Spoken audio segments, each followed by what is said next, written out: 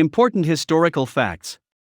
The black African, the wretched of the earth, is the only member of the human race who has been brainwashed to think that his ancestors bequeathed him with a curse that has prevented him from attaining aspired goals and life desires.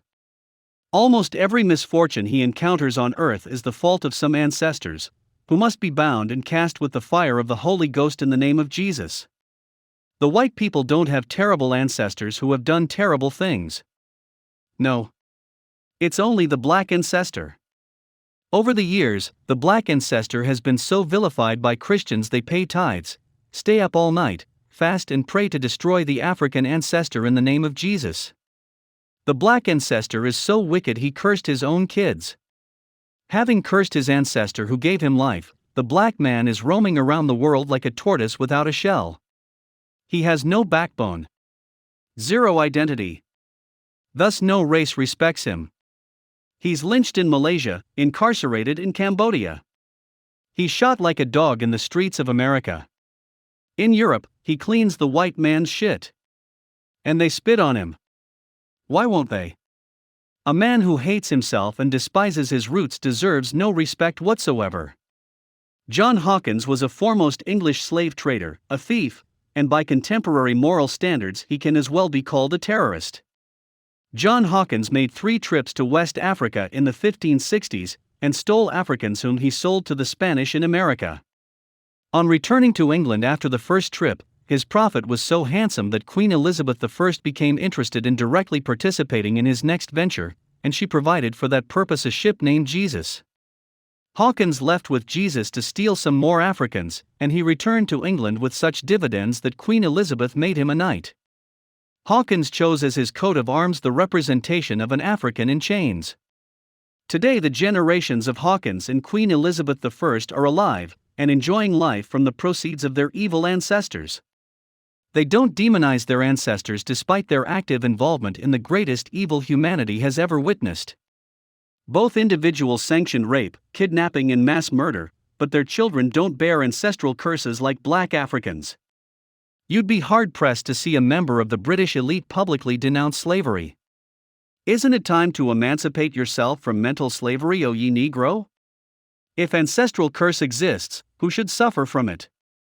The ancestor who kidnapped and raped and murdered and pillaged and stole and enslaved his fellow man, or the man whose freedom was taken from him? Surely, the man who threw pregnant Negro women to sharks at sea because they were too weak, deserves his future generations to suffer, and not the man whose society was so pure they had no prisons to punish offenders. Do these black Africans who will go to church today binding and casting ancestral curses, know that almost all the top British politicians from the 17th century till the 19th century were proud slave merchants? It is on record that 15 Lord Mayors of London, 25 sheriffs, and 38 aldermen of the City of London were shareholders in the Royal Africa Company (RAC) between 1660 to 1690.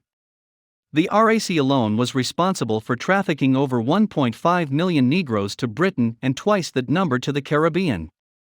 David and Alexander Barclays were active participants in the kidnapping and enslavement of millions of black Africans.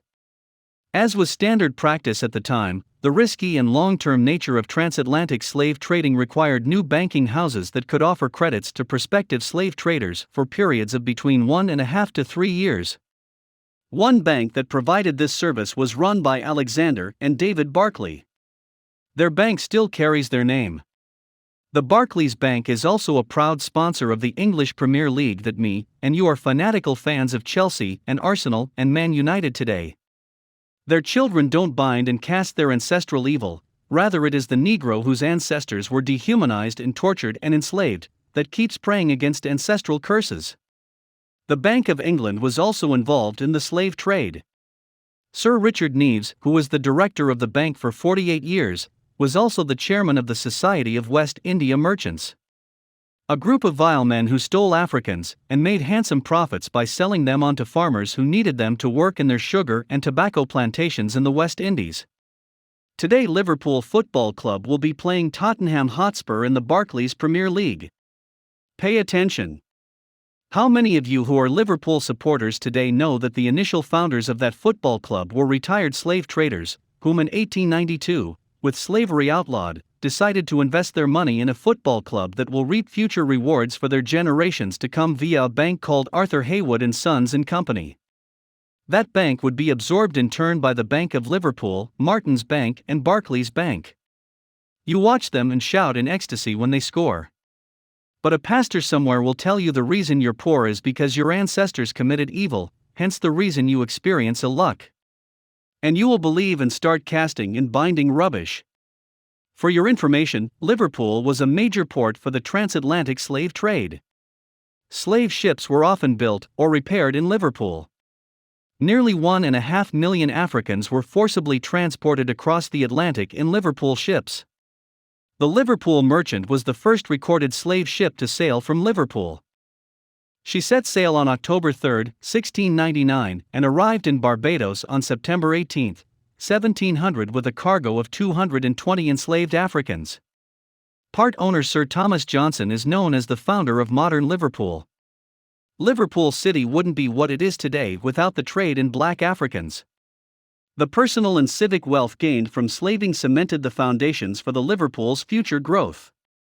The children and grandchildren and great-grandchildren of the perpetrators of this monstrosity against the black man enjoy heaven here on earth, and live in more stable environment. They have managed to stabilize their society and solve their problem and live in relative peace. But the Negro ancestors, the wretched of the earth, who was kidnapped and his freedom forcefully taken away from him, he was sentenced to a plantation for the rest of his life. It is this ancestor and many others who is demonized by Christians as having bequeathed their offsprings with curses. This is a historical fact our African brothers and sisters should be aware of. Africans unite, shooting star.